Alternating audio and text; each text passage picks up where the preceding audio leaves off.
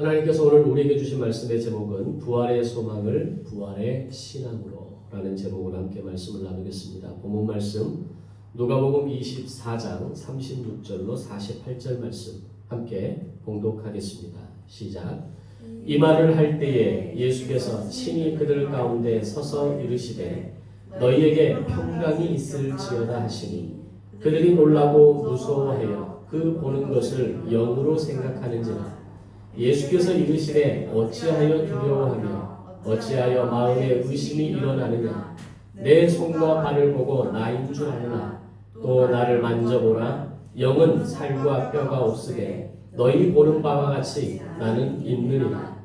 이 말씀을 하시고 손과 발을 보이시나 그들이 너무 기쁨으로 아직도 믿지 못하고 놀랍게 여길 때에 이르시되 여기 무슨 먹을 것이 있느냐 하시니 이에 구운 생선 한 토막을 드리니 받으사 그 앞에서 잡수시더라. 또 이르시되 내가 너희와 함께 있을 때에 너희에게 말한 바 곧 모세의 율법과 선지자의 글과 시편에 나를 가리켜 기록된 모든 것이 이루어져야 하리라 한 말이 이것이라 하시고 이에 그들의 마음을 열어 성경을 깨닫게 하시고 또 이르시되 이같이 그리스도가 고난을 받고 제3일에 죽은 자 가운데서 살아날 것과 또 그의 이름으로 죄 사함을 받게 하는 회개가 예루살렘에서 시작하여 모든 족속에게 전파될 것이 기록되었으니 너희는 이 모든 일의 증인이라. 아멘. 지난주 말씀을 함께 나누면서 현재의 삶을 바꾸는 비결이 무엇인지 기억나십니까? 부활의 소망이라고 말씀드렸습니다. 이것이 의미하는 것은 부활의 사건이 각 개인에게 부활의 소망으로 다가오고 그것은 곧 우리의 삶의 부활 신앙으로 이어져야 한다라는 것을 말씀드렸습니다. 그런데 많은 믿음의 사람들 가운데 예수님의 존재에 대해서는 인정하지만 그 예수님이 부활하셨다는 사실에 대해서는 온전히 믿음으로 받아들이고 살아가는 사람들이 많지가 않습니다. 아니 예수님의 존재를 믿는데 예수님의 부활을 믿지 않는 그리스도인이 있다는 게 말이 됩니까? 그럴 수 있는 겁니까? 라고 반문하는 분들도 있을 겁니다. 그 이유에 대해서는 뒤에서 좀 더 설명해 가도록 하겠습니다. 어쨌든 그리스도인임에도 불구하고 예수님의 부활을 온전히 받아들이지 못하고 살아가는 사람들이 있다는 것은 그만큼 부활의 소망을 마음에 품고 부활의 신앙으로 살아낸다는 것이 결코 단순하거나 쉬운 일이 아니라는 것을 의미합니다. 왜냐하면 죽은 사람이 다시 살아나서 영원히 살아갈 부활의 몸으로 변화되었다라고 하는 것은 예수 이전에도 없었고 예수 이후에도 없었기 때문입니다.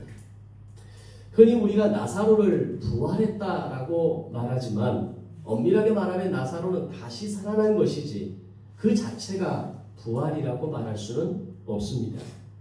부활의 의미는 한 번 죽었던 몸이 영원히 죽지 않는 몸으로 다시 살아나는 것, 또는 죽음 이후에 상하고 결핍된 인간의 육체와 마음이 완전히 새로운 몸과 마음으로 다시 살아나는 것, 그리고 그것이 영원히 죽지 않는 것, 바로 이것을 부활이라고 말하기 때문입니다.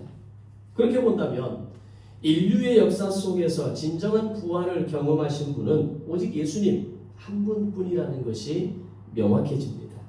그런데 이것마저도 직접 눈으로 보고 경험한 사람은 당시 1세기의 시대를 살았던 사람들 가운데 물론 적지 않은 사람들이긴 했지만 어쨌거나 그 시대를 살았던 사람들이 전부이기에 우리가 가진 일반적인 이성과 논리로 인간이 완전히 죽었다가 다시 살아난다는 것 쉽게 믿을 수 없는 것이고 심지어 그리스도인들마저도 부활을 온전히 믿지 못하고 예수의 부활 신앙을 살아내지 못하는 것이 우리의 현실이라는 겁니다. 그래서 똑같이 이 자리에 앉아있지만 우리가 똑같이 그리스도인이라는 이름을 가지고 있고 나도 예수 믿는다고 나도 교회 다닌다라고 말하고 있지만 부활의 소망을 마음에 품고 부활의 신앙으로 살아내는 사람은 그리 많지 않다라는 겁니다. 이렇게 말하면 앞에서 말씀드린 것처럼 이의를 제기하는 분들이 있을 겁니다. 어떻게 예수의 부활을 인정하지 않는 그리스도인이 있을 수 있느냐? 그러면 부활을 인정하지 않는다라는 것을 어떻게 알 수 있느냐라고 질문할 수 있을 겁니다. 제가 그렇게 말하는 의도는 만약에 그들이 진짜 예수님의 부활을 믿는다면 오늘 우리의 삶이 그렇게 사라질 수 없기 때문이라는 겁니다. 부활의 소망을 가지고 부활의 신앙을 가지고 살아가는 사람이 오늘 우리의 삶에서 아무런 능력도 발휘하지 못하고 오늘 우리의 삶을 여전히 피곤하고 불안하고 염려가 가득한 인생으로 살아갈 수는 없다는 겁니다. 마치 예수가 죽은 것처럼 살아가는 것이 적지 않은 그리스도인들의 모습이고 예수가 부활하지 않은 것처럼 살아가는 것이 바로 오늘 나의 모습일 때가 있다는 겁니다. 1517년 중세교회의 타락을 세상에 고발하면서 종교개혁을 일으켰던 사람은 마틴 루터입니다. 마틴 루터가 종교개혁을 일으키면서 당시 중세교회의 그 엄청난 권위와 권력 앞에 정면 도전하면서 엄청난 죽음의 협박과 교회로부터 손가락질과 지탄을 받게 됩니다. 그렇게 당당하게 종교개혁을 외치면서 출발했고 95개조의 반박문을 교회 정문으로 못으로 박았던 그 용기가 어느 날 갑자기 마틴 루터에게 사라지기 시작합니다. 모든 사람들과의 관계를 끊고 집안 깊숙이 숨어 들어가게 됩니다. 그러던 어느 날 마틴 루터의 아내가 검은 상복을 입고 마틴 루터 앞에 나타납니다. 마틴 루터는 아내를 보면서 아니 누가 죽었느냐? 우리가 아는 누군가, 내가 모르는 사람 중에 누군가가 죽었느냐라고 물었을 때 마틴 루터의 아내는 이런 얘기를 합니다. 당신이 믿는 하나님이 죽었습니다. 그 하나님이 살아계신다면 당신이 이렇게 있지 않을 건데 당신이 이렇게 실망하고 두려움 가운데 그 두려움에 가득한 채로 숨어 있다라고 하는 것은 하나님은 분명 죽으셨기 때문입니다. 그 말을 들은 마틴 루터는 정신을 번쩍 차립니다. 그리고 다시 일어나 그가 교회를 향해서 당시 중세교회를 향해서 외쳤던 종교개혁의 과정을 모든 과정을 진행하면서 마침내 이 개혁을 성공리에 이끌었고 바로 오늘날 우리가 예배하는 이 프로테스탄트라고 하는 개신교가 탄생하게 된 주역이 된 겁니다. 만약에 마틴 루터가 그 당시 종교개혁을 일으키지 않았다면 교회는 그 엄청난 부와 권력과 권위를 가지고 여전히 세상을 지배하면서 타락한 시대를 살아가는 한 이름이 되었을 겁니다.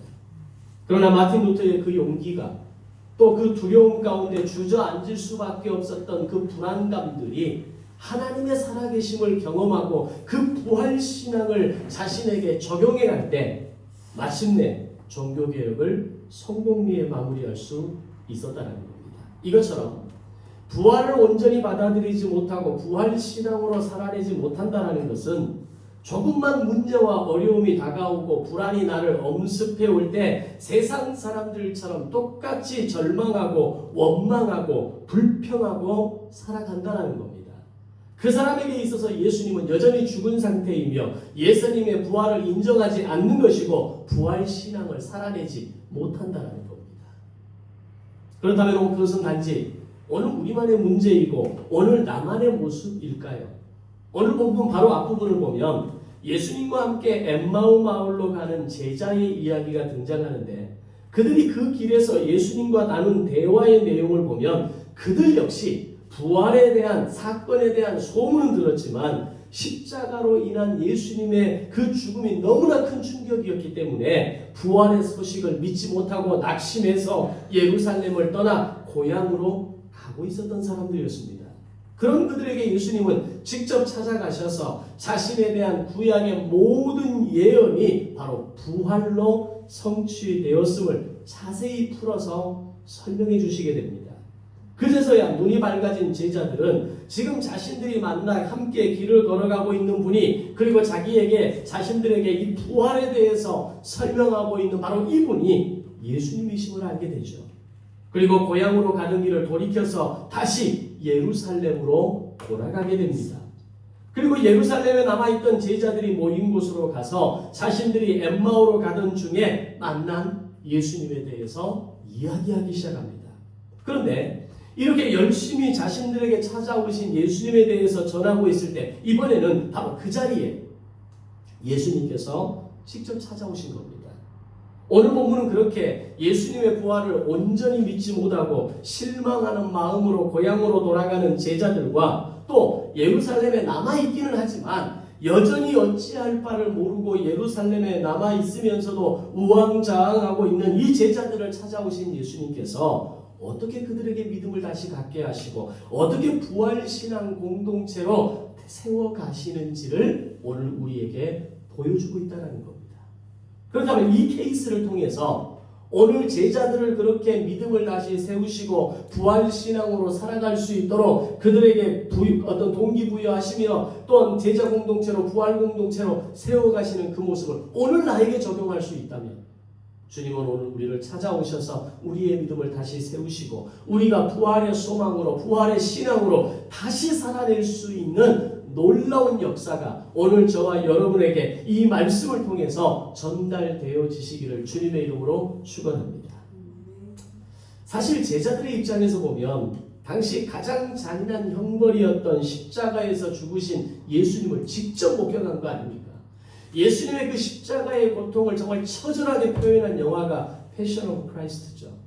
멜 깁슨의 감독이 감독으로 만들었던 그 패션 오브 크라이스트, 아주 오래된 영화가 됐지만 십자가의 그 고통이 얼마나 처절한 고통이었는가에 대해서 멜 깁슨은 표현하려고 했던 것 같습니다. 근데 한 가지 아쉬운 것은 그 십자가의 고통이 너무 강력하게 표현되다 보니까 부활이 등장하지 않습니다. 부활의 메시지가 강력하게 다가오지 않는 또 다른 아픔이 있는 영화다. 저는 그렇게 생각합니다. 어쨌든 가장 그 잔인한 형벌이었던 십자가의 죽음을 직접 목격했고 그리고 그 예수님의 죽음을 확인하면서 마지막 장례까지 마친 상태에서 이 모든 과정을 지켜본 제자들의 마음이 어떤 상태였겠습니까? 걷잡을 수 없는 혼돈과 혼란과 불안함 속에서 허탈함과 막막함의 마음으로 가득했을 겁니다. 왜냐하면 예수님의 십자가 죽음으로 인해서 제자들은 한순간에 자신들의 지난 3년간의 모든 것을 잃어버리는 느낌을 받았기 때문입니다. 지난 3년 동안 자신의 모든 것을 다 내버려두고 예수님을 온전히 따랐던 제자들 아닙니까? 그런데 그 예수님이 갑자기 죽어버렸고 자신들의 존재와 지난 시간을 한순간에 잃어버리는 그런 느낌을 직면했던 겁니다. 그들 중에 어떤 이들은 배와 그물을 버려두고 예수님을 따랐던 사람들이 있고 어떤 이들은 어머니의 강한 기대를 저버리고 예수님을 따라갔던 사람들도 있었을 것이고 어떤 이는 세리로서 막대한 부를 쌓을 수 있는 그 기회마저 다 내려놓고 내가 예수님의 제자가 되겠습니다라고 기꺼이 헌신했던 사람들이 그들 가운데 있었습니다. 그런 상황에서 예수님께서 십자가에서 죽으셨으니 지난 과거의 시간을 과연 누구에게 보상받을 수 있겠습니까? 그 과연 지난 시간의 3년의 시간을 어떻게 보상받을 수 있겠습니까? 더군다나 그들은 이제 모든 고생이 마치고 예수님이 예루살렘으로 들어가서 왕이 되셨을 때 그들의 관심사는 뭐였습니까? 누가 왕의 오른편에 누가 왕의 왼편에 앉을 것인가에 대해서 열심히 계산기를 두드리고 있는 사람들 아니었습니까? 그런데 이 모든 것이 한순간 물거품으로 다 사라져버린 겁니다. 그런 상황에서 이제 뭘 해야 할지 그들은 막막했을 것이고 그런 상황에서 부활의 소문은 들렸고 또 우리가 잘 알고 있는 대로 세 명의 여인들이 예수님의 무덤을 찾아갔다가 거기에서 부활에 대한 소식을 들었던 이런 많은 스토리들이 복음서에 등장하지 않습니까? 그런데 그 부활의 소문을 그 부활의 소식을 나의 확신으로 받아들이는 것이 쉽지 않았던 겁니다. 마치 우리가 인생의 무게와 시련에 짓눌려 있을 때 정말 잘 나가다가 야 모든 게 행복이고 이렇게만 살았으면 좋겠다. 이 정도 행복이면 내가 충분히 살만하겠다라고 하는 느낌이 왔는 어느 날 인생이 무너지고 건강이 무너지고 자녀가 무너지고 내 삶의 기반들이 무너져갈 때 그렇게 신앙생활을 잘하는 것처럼 보였던 내가 그 고난이라고 하는 운동장에 그 한복판에 내동댕이 쳐지는 느낌을 받는 바로 그 순간 하나님이 정말 나와 함께 하시는가? 하나님이 정말 나를 도와주시는 건가? 대한 의심이 일어나기 시작하고 그 의심은 곧바로 원망과 불평과 절망과 불안함이 밀려오는 모습으로 연결되어지게 되는 겁니다. 그게 우리입니다. 정말 내가 믿음으로 살아가고 있다라고 생각하면서도 조금만 시련이 다가오고 어려움이 다가오고 막힘이 만들어지고 내가 넘어야 할 그 엄청난 산을 만나는 듯한 느낌을 받게 되면 믿음은 온데간데 없어집니다. 의심이 밀려오기 시작하고 진짜 하나님 살아계시는 거야? 정말 하나님 나와 함께 하시는 거야? 라고 하는 이 원망과 불평이 쏟아질 수밖에 없는 겁니다. 즉 제자들이 예수님의 부활을 온전히 믿지 못했을 때 심각한 멘붕과 혼란 속에 있는 것처럼 우리가 불안과 염려와 원망과 불평이 내 안에 가득하게 되는 것은 바로 내가 부활의 주님을 인정하지 못하고 내가 그 부활의 소망을 살아내지 못하고 부활의 신앙으로 고백하지 못하기 때문에 나타나는 현상이라는 겁니다. 제자들이나 우리나 도찐 개찐입니다. 그렇게 뭔가 할 것처럼 뭔가 내가 신앙으로 살 것처럼 내가 이제는 그렇게 살아보겠습니다라고 결단했던 그 모든 순간은 한순간에 사라져버리고 조금만 불안해지고 조금만 염려가 다가오고 조금만 내 삶이 뭔가 흔들리는 듯한 느낌을 받게 되면 부활은 온데간데 없이 그 부활의 소망은 나에게 아무런 영향력이 되지 못하고 살아가는 것을 우리는 경험하게 되는 겁니다. 바로 그런 상황에서 예수님이 엠마오로 가는 제자를 찾아오셨고 그 엠마오로 가는 제자들이 발길을 돌려 예루살렘으로 와서 제자들에게 예수님을 만난 이야기를 들려주고 예수님의 부활을 확증해 주려고 하는 바로 그 자리에 예수님이 찾아오셨던 겁니다. 엠마오에서 돌아온 제자들이 전해주는 이 부활의 소식 앞에서도 그들은 정신을 차리지 못합니다. 여전히 믿지 못하는 상태입니다. 여전히 불안해하고 어찌할 바를 알지 못하는 제자들에게 예수님이 나타나셔서 가장 먼저 전한 소식이 무엇이었는가가 굉장히 중요한 인사이트입니다. 바로 평강의 소식으로 평안의 인사를 그들에게 나누어 주십니다. 36절 말씀에서 예수님께서는 그들 마음속에 가득한 모든 불안과 절망을 두려움이 다 끝났음을 선언하시면서 평강을 전하십니다. 불안과 염려와 미래의 불확실성으로 인해 두려워 떠는 이들에게 가장 먼저 선포된 것이 평강이었다는 것은 매우 의미 있는 예수님의 행동이십니다. 이것이 의미하는 것은 우리의 절망과 두려움과 불안이 가득할 때 이것을 해결할 수 있는 가장 강력한 근거가 부활하신 주님, 평강의 주님이 내 안에 들어오셔야만 진정한 절망과 두려움을 끌어낼 수 있다는 겁니다. 왜 우리가 평강을 누리지 못합니까? 왜 편안함을 누리지 못합니까? 왜 여전히 불안하고 염려 가운데 오늘 우리가 좌불안석의 삶을 살아가는 이유가 뭡니까? 내 환경이 더 고난의 광야가 커서입니까? 그러지 않습니다. 내 안에 평강의 주님이 거하시지 않기 때문입니다. 부활의 주님이 내 안에 거하시지 않기 때문입니다. 환경이, 상황이, 내 삶의 고난이 커서가 아니라 내 안에 평강의 하나님이 거하시지 않기 때문에 조그마한 고난 앞에서도 온몸을 떨면서 불안해하면서 염려와 불안으로 가득한 인생을 살아가게 되는 겁니다. 바로 그런 그들에게 너희에게 평강이 함께 있을 것이다. 평강을 선언하시면서 그들에게 평안의 문안 인사를 먼저 하고 계시는 겁니다. 오늘 우리가 불안하고 염려하는 이유, 오늘 내 마음에 두려움과 염려로 가득한 이유, 그것은 평강의 주님이 내 안에 계시지 않기 때문입니다. 그러나 부활의 소망이 내 안에 들어오게 되고 오늘 그 부활의 소망으로 말미암아 부활의 신앙을 살아나게 되면 잃어버린 희망을 회복하게 되고 새로운 비전을 찾게 되고 참다운 인생의 의미를 가지게 될 줄로 믿습니다. 아멘. 이게 믿음입니다. 이것이 가능한 이유가 뭘까요? 주님의 부활을 나의 부활로 믿음으로 받아들일 때 나의 몸과 마음을 묶고 있었던 사단의 사슬이 끊어지고 우리를 묶고 있었던 죄의 권세가 무너지기 때문입니다.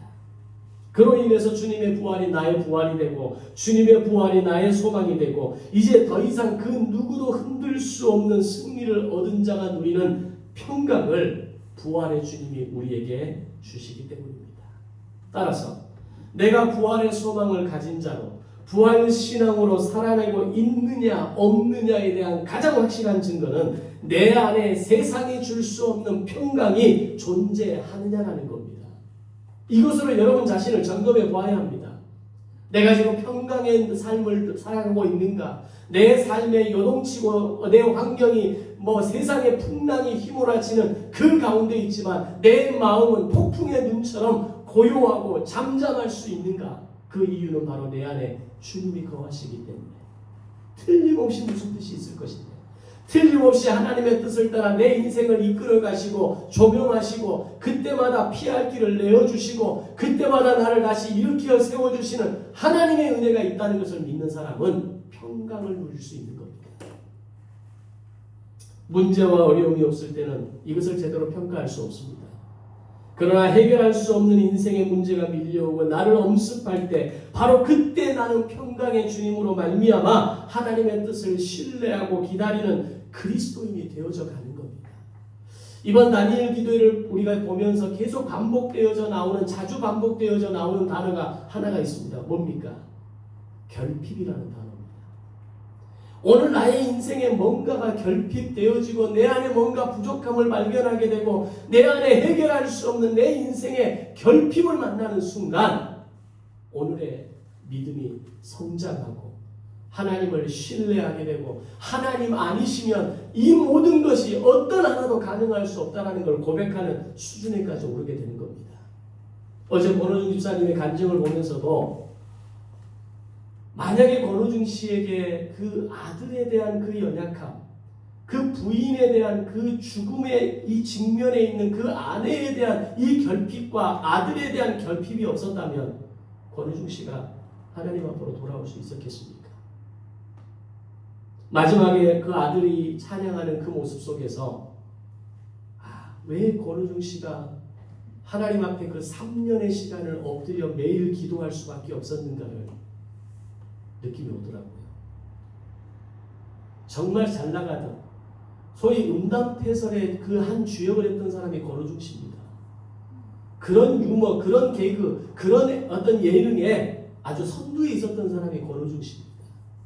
그 모든 걸 다 끊어버리고 내가 죄인이다. 내가 하나님 앞에 죄인입니다. 그렇게 철저하게 하나님 앞에 엎드리는 사람으로 3년은 엎드려 있었다라고 하는 것. 그런데 어느 날 하나님이 그를 일으켜 세우시고 그 아들을 세우시고 그 아들을 통해서 하나님을 찬양하는 것이 하나님을 믿음으로 향한 고백이 그 평강의 삶을 살아가는 것이 어떤 것인지를 그 결핍을 통해서 경험하게 되는 겁니다. 부활의 신앙이 없는 사람, 부활의 소망을 가지지 않는 사람은 그 결핍을 그렇게 받아들이지 않습니다. 왜 나에게만 고난? 왜 나에게만 이 시련? 왜 나만 이렇게 어렵고 모진 인생을 살아야 되는가로 받아들이는 사람으로 살아가는 겁니다. 그러나 인생 가운데 그 인생의 문제와 어려움 가운데에 진정 나를 제대로 평가하는 순간 그것이 하나님이 내 마음으로 들어오는 통로가 되는 것이고 그 시간을 통해 나의 믿음이 단순히 내 의지적 믿음으로 끝나는 것이 아니라 부활의 소망으로 부활의 신앙으로 거듭난 믿음이 되어지게 되는 겁니다. 찬송가 300장을 보면 이런 고백이 나옵니다.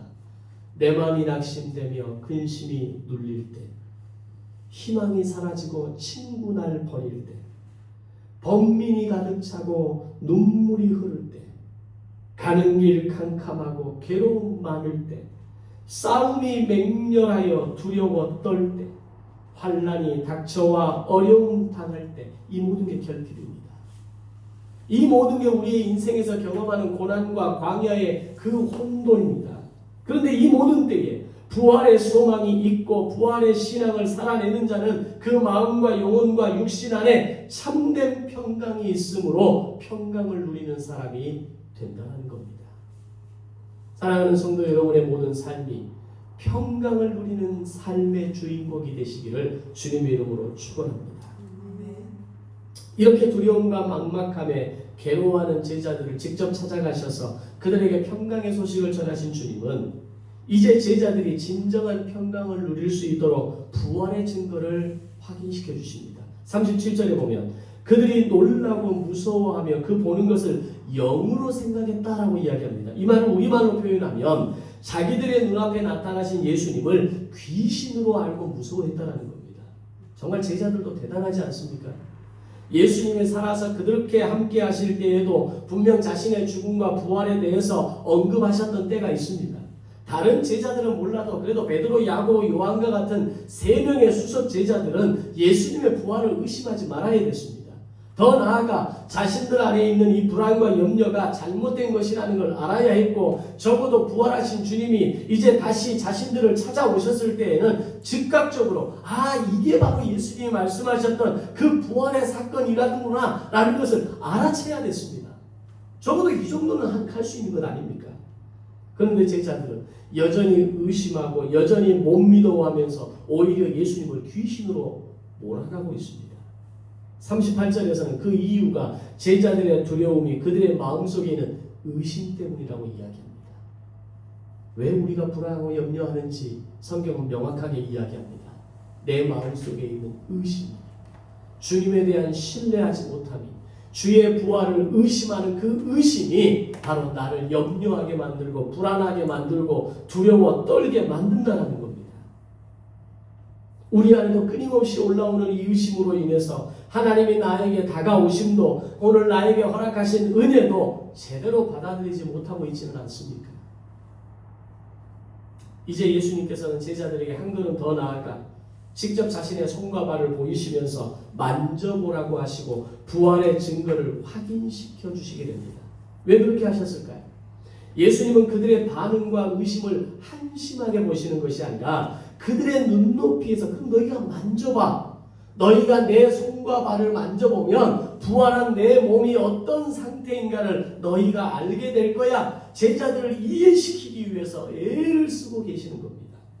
예수님이 직접 그들 앞에 나타나도 의심이 쉽게 사라지지 않고 평강을 선언해도 그들을 여전히 의심하니 이번에는 직접 너희들이 나의 부활의 몸을 만져보라는 겁니다. 이것이 우리를 향한 하나님의 마음이라는 걸 알아야 됩니다. 우리를 향한 하나님의 열심입니다. 여전히 신뢰하지 못하고 다시 원점으로 돌아가고 그렇게 결단하고 고백하고 내가 믿음으로 살겠노라고 말씀으로 살겠노라고 고백하면서도 다시 원점으로 돌아가는 게 우리 인생의 신앙 아닙니까? 그런 우리를 하나님은 한심하게 쳐다보시고 네가 그러면 그렇지, 네 수준이 그렇지 그렇게 말씀하시는 것이 아니라 만져봐라. 내 손과 발을 만져봐라. 이 부활의 몸을 확인해라 라고 말씀하시는 겁니다. 제자들을 향한 열심으로 오늘 우리를 향한 하나님의 열심이 오늘 우리의 인생 가운데 함께 하실 줄로 믿습니다.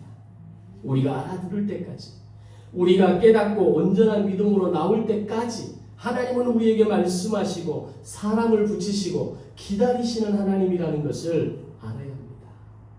자, 그러면 여러분 생각에 예수님의 손과 발은 과연 어떤 상태였을 거라고 생각하십니까? 못자국과 창자국이 선명하게 남아있는 몸이었을까요? 부활한 몸은 그렇지 않을 겁니다. 예수님의 몸은 깨끗했을 것이고 빠르고 완벽하게 치유된 상태 그 자체였을 겁니다. 예수님은 제자들로 하여금 직접 자신의 손과 발을 보이시고 만지시게 하셔서 너희가 다음에 부활하여 가지게 될 새로운 몸이 그 어떻게 될 것인가를 미리 보여주고자 하신 겁니다. 부활의 몸은 더 이상 앞을 보지 못하는 자가 없을 것이고 부활의 몸은 걷지 못하는 자가 없을 것이고 부활의 몸은 상한 마음과 육신으로 부활하는 자가 없을 것이기 때문입니다. 그래서 감사한 것은 부활의 몸을 입은 그때에 우리는 더 이상 성형하지 않아도 됩니다.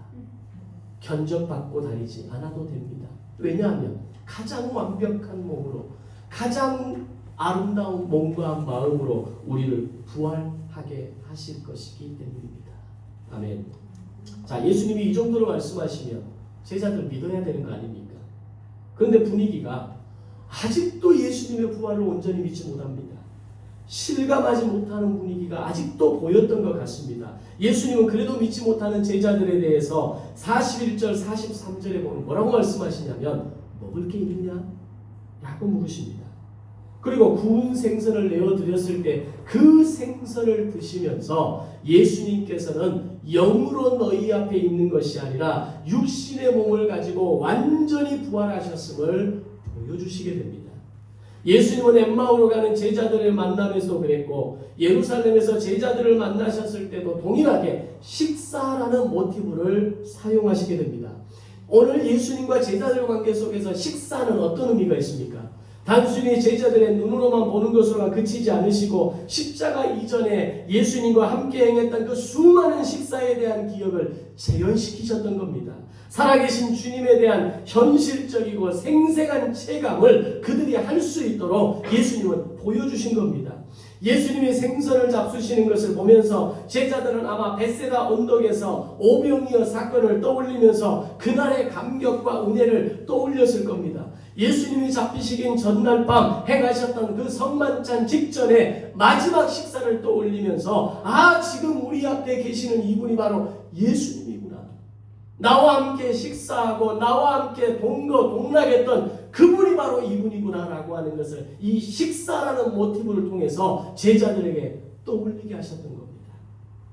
그가 분명히 십자가에서 죽으셨는데 그가 말씀하신 대로 다시 부활하셔서 바로 우리 앞에 오신 것이 맞구나라고 그들은 소문을 쳤을 겁니다. 우리가 신앙생활을 하면서 경험하는 많은 시간과 사건 속에서 이런 오감으로 하나님을 느끼는 경험이 있어야 합니다. 내가 기도하던 그 자리에 주님의 임재를 느낄 수 있어야 하고 내가 고난받았던 그 자리에 나와 함께 하셨던 하나님의 은혜를 느낄 수 있어야 하고 우리가 참여하는 성만찬과 또 예배를 통해서 외우고 고백하는 신앙 고백과 또 예배의 자리에서 올려드리는 찬양과 기도를 통해서 나와 함께 하셨던 나에게 허락하셨던 그 하늘의 은혜와 감동을 느낄 수 있어야 하는 겁니다. 그래서 예배의 자리로 나오라고 초청하는 겁니다. 여러분의 매 순간 인생의 시간 속에서 하나님이 나와 함께 하셨던 그 시간에 대한 체험이 그 채취가 그 흔적이 우리 안에 있어야 됩니다. 그런데 평생 신앙생활하면서 그런 채취와 그런 느낌과 그런 오감으로 느낄 수 있는 경험을 신앙생활을 하지 못한 사람은 어렵고 힘들 때 괴로울 때 불안하고 염려가 있을 때 나와 하나님이 만났던 그 추억이 없는 겁니다. 추억이 없으면 어떻게 됩니까? 어려움이 다가올 때, 고난이 다가올 때 기억할 게 없는 겁니다. 인생을 살면서 그런 경험 하지 않습니까? 정말 힘들 때, 어려울 때 과거 살아왔던 지난 시간에 20년, 30년 그 안에 있었던 그 어간에 있었던 여러 가지 사건을 떠올리면서 그래, 그런 일이 있었지. 그때도 내가 이겨낼 수 있었고 그 시간을 통과함으로 인해서 하나님이 내게 주시는 은혜를 경험했지. 그걸 떠올리면서 오늘 살아가는 겁니다. 가족이 함께 살아가는 것, 부부가 함께 살아가는 것도 그런 것 아닙니까? 서로가 함께 공유할 수 있는 추억이 없다면 그건 괴로운 겁니다. 함께 먹었던 음식이 없고 함께 잠자고 함께 여행 가고 함께 누렸던 시간이 없으면 괴로운 겁니다. 떠올릴 수 없는 추억이 없는데 무슨 행복으로 살아갈 수 있겠습니까? 하나님과의 영적인 관계도 마찬가지입니다.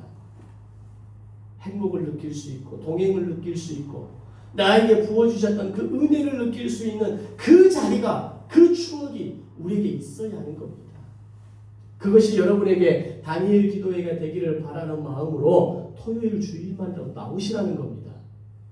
주중에는 개인적으로 자신의 시간을 구별해서 하다못해서 안되면 운전하고 가면서라도 그걸 들어보라는 겁니다.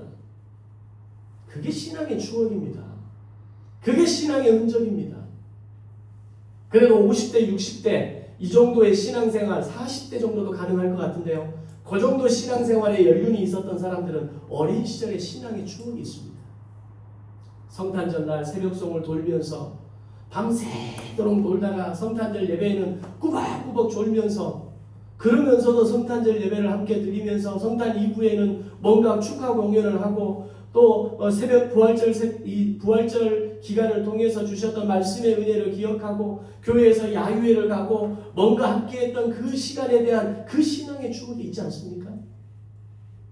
그런데 요즘 점점 현대화가 되어져 가면서 그런 추억이 만들기가 어렵습니다. 성도가 함께하고 하나님이 나의 인생에 함께하고 말씀의 은혜로 나와 함께 하셨던 그 은혜의 추억을 만들어가기가 쉽지 않을 겁니다. 오늘 예수님께서 왜 그들에게 구운 생선을 달라고 하셨는가? 추억을 떠올리게 하시고 너희들과 함께 했던 그 식사의 자리 나는 기억하고 있다. 너희는 기억하고 있지 않니? 그 기억을 한번 떠올려봐. 그러면 이 부활이 실감나게 다가올 거야. 말씀하고 있는 겁니다.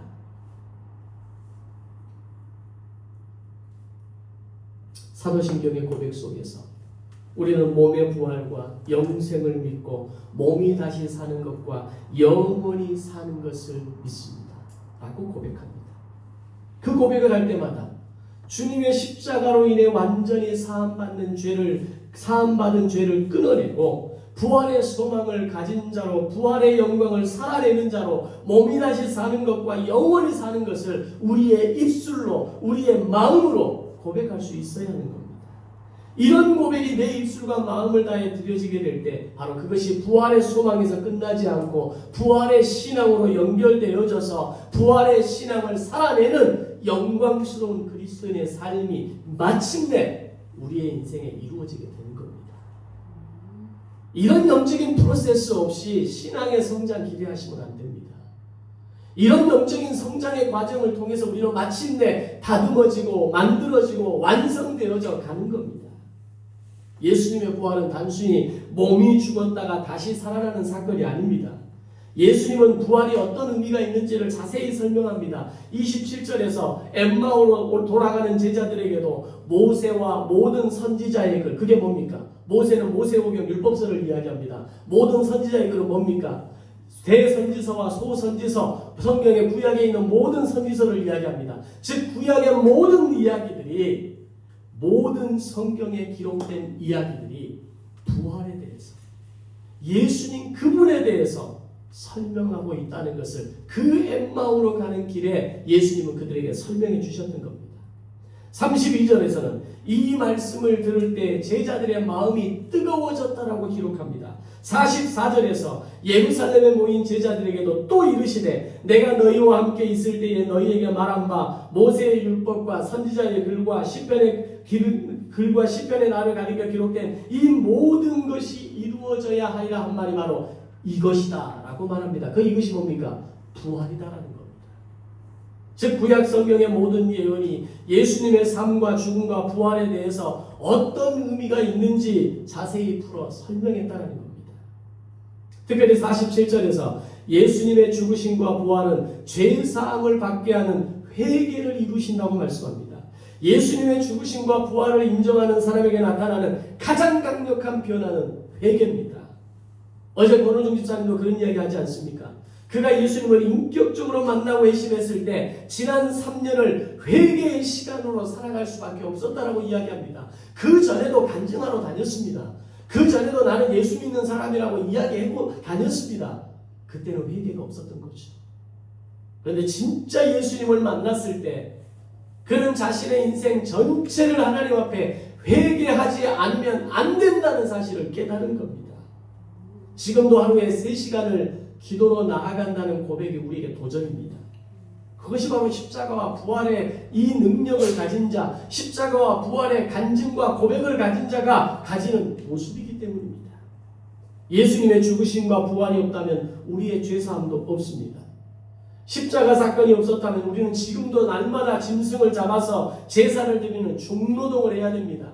내 자식을 위해서 짐승을 잡아야 하고 나를 위해서 짐승을 잡아야 합니다. 짐승을 잡다 보면 다 거들납니다. 우리가 그런 인생을 살지 않는 것만으로도 은혜가 되는 겁니다. 그리고 이제 부활의 주님은 자신의 사랑하는 제자들이 부활을 증언하고 부활을 살아내는 증인 공동체가 되기를 원하시면서 48절에 이렇게 얘기합니다. 너희는 이 모든 일에, 다시 말하면 너희는 부활의 증인이다 라고 말씀하십니다. 그리스도인이 부활의 소망으로 살아간다는 것은 내가 컨디션이 좋을 때 살아내는 게 아닙니다. 내가 그럴 만큼 기분이 좋을 때 예배하는 게 아닙니다. 부활의 소망으로 살아간다는 것은 내 컨디션과는 상관없이 내 마음의 상태와는 상관없이 예배의 자리를 결단하고 믿음의 자리를 고백하고 내 입술로 정말 의지적으로라도 결단하며 고백하며 나오는 겁니다. 그게 부활의 소망을 가진 자가 부활신앙으로 살아내는 증거가 되는 겁니다. 부활의 소망으로 살아간다는 건 1년에 한 번 부활주의를 통해서 한 번 되새기고 끝나는 고백이 아닙니다. 부활의 소망이 부활의 신앙으로 이어져 매일매일의 삶에서 부활의 신앙으로 승리를 경험하는 인생이 되어야 합니다. 예수의 제자들도 부활의 사건이 부활의 소망으로, 부활의 소망이 부활의 신앙으로 이어지는 게 쉽지 않았다는 겁니다. 그 과정에서 끊임없이 예수님은 어떻게 하십니까? 직접 찾아와서 하나하나 설명하면서 그들에게 심지어 구운 생선을 좀 내어달라, 먹을 걸 좀 내어달라고 하시면서 그 앞에서 구운 생선을 먹는 걸 실제로 보이시면서 당신의 임재와 당신의 직접 부활하심을 보여주셨던 겁니다. 이걸 깨닫게 하기 위해서 예수님은 엠마오로 가는 제자의 길에 기꺼이 동참하셨고 엠마오 제자가 돌아와 전하는 그 자리에 함께 하셨던 겁니다. 예수님은 그렇게 우리의 인생에 대해서도 친절하신 예수님으로 다가오실 겁니다. 엠마오로 가는 제자들 그 길을 동행하셨던 것처럼 오늘 우리의 인생의 길을 동행하실 겁니다. 오늘 여전히 알아먹지 못하고 깝깝한 모습으로 있는 제자들에게 찾아오셔서 설명하시고 보이시고 먹으시면서 보이면서까지 하셨던 그 모습처럼 우리의 눈높이에 맞춰서 보이시고 말씀하시고 직접 먹으시면서 오늘 우리에게 예수님이 부활하셨음을, 너는 부활의 증인이라는 것을 우리에게 말씀하실 겁니다. 자, 그렇다면 자기들을 찾아오신 부활의 주님으로 인해 어떤 일이 제자들에게 일어납니까? 31절에 부활의 주님을 만남으로 인해 그들의 눈이 밝아졌습니다. 32절에 부활의 주님을 만남으로 인해 그들의 마음이 뜨거워졌습니다. 45절에 부활의 주님을 만남으로 인해 마음이 열려졌을 때 말씀이 깨달아지고 변화가 시작되었다라고 이야기합니다. 낙심하고 놀라고 무서워하고 두려워하며 의심으로 혼란스러웠던 마음이 다 사라지면서 눈이 밝아지고 마음이 뜨거워지고 말씀이 깨달아지는 은혜가 있었다는 겁니다. 또 하나 여기서 나오는 거죠. 내가 부활의 증인이고 부활의 소망을 가진 자라면 눈이 밝아지고 마음이 뜨거워지고 말씀이 들려질 때 그 말씀이 무슨 말씀인가를 깨달을 수 있는 능력이 존재하는 겁니다. 말씀을 들을 때 무슨 말인지 도대체 못 알아먹겠습니까? 말씀이 내게 주실 때 그 말씀이 나에게 어떤 삶을 살라고 하는지, 나에게 지금 어떤 도전을 주시는지 도저히 이해가 안 되십니까? 부활의 소망이 없는 겁니다. 내 안에 부활의 증거가 없는 겁니다. 그러니 마음이 뜨거워지지 않고 눈이 밝아지지 않고 말씀이 깨달아지지 않는 겁니다. 그로 인해서 어떤 상황이 만들어집니까? 여전히 의심하고 불안하고 염려하고 더 움켜쥐는 인생을 살아갈 수밖에 없는 겁니다. 오로지 인생의 성공이 목적이고 통장 잔고를 채우는 것이 목적이고 내 집을 넓히는 것이 목적이고 더 좋은 차를 타는 것이 내 목적이 되는 인생을 살아가는 겁니다. 그래야 좀 덜 불안하거든요. 그래야 남들하고 비교했을 때 내가 비교당하지 않는 열등감이 올라오지 않거든요. 근데 그런다고 해서 열등감이 사라지던가요? 열등감은 죽어도 끝까지 사라지지 않는 게 인생의 열등감입니다. 좋은 차 하나 바꾼 거 열등감 잠시 가라앉는 거 불과 한 달입니다. 좋은 집에서 사는 거 그 다음에 더 큰 집이 내 눈에 보입니다. 내가 더 좋은 걸 먹는 거 1시간이면 끝납니다. 내 안에 정말 부활의 증거가 있는가? 내 눈이 밝아지고 마음이 뜨거워지고 말씀이 들려짐으로 인하여서 이것이 믿음이구나. 이게 인생을 사는 비밀이구나라는 것을 깨달으시는 여러분들이 되시기를 바랍니다. 제자들은 이 부활 신앙을 갖게 되었을 때 비로소 능력 있는 제자의 삶을 살아갑니다. 그리고 이들이 정말 같은 사람이냐? 라고 생각할 정도로 엄청난 변화가 일어납니다. 어떤 변화입니까? 사도행전 5장 41절을 보면 사도들은 그 이름을 위하여 능력받는 일에 합당한 자로 여기심을 기뻐했다라고 이야기합니다. 지금까지는 고난받는 것도 두려워하면서 내가 다른 사람으로부터 비난받고 손가락질 당하는 것 그 자체도 두려워했던 사람들이 예수의 이름으로 인하여 능력받는 일을 합당한 자로 여기심을 기뻐했다라고 합니다.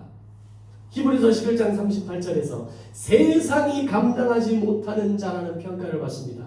고린도전서 15장 58절 그러므로 내 사랑하는 형제들아 견실하며 흔들리지 말고 항상 주의 일에 더욱 힘쓰는 자들이 되라. 이런 선포를 할 수 있는 당당함이 그들에게 주어졌다는 겁니다. 부활을 목격한 제자들이 달라진 인생을 살았던 것처럼 우리에게도 이 부활의 사건이 제3자의 사건이 아니라 1인칭의 관점에서 나의 부활이 되고 나의 부활의 소망이 되고 나의 부활 신앙으로 살아내는 이 강력한 역사의 믿음이 오늘 저와 여러분에게 일어나시기를, 그리고 그 부활의 증인으로 살아내시기를 주님의 이름으로 축원합니다.